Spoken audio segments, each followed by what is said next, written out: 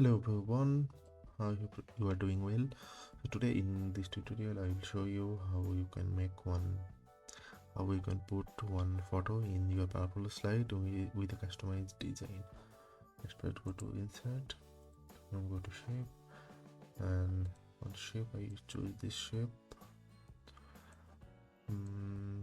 Okay, shape outline, no outline, and press control and then duplicate this shape.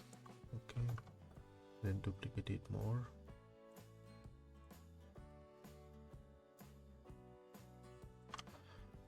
Then making that all control G for a group, and then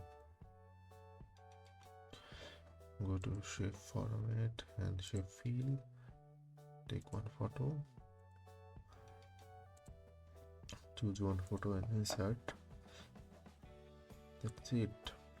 Now the problem is sometimes the photo is not exactly the same like before, so you can change it, like go to format picture and offset left,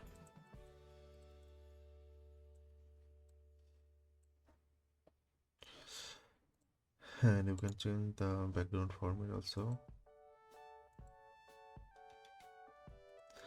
That's it.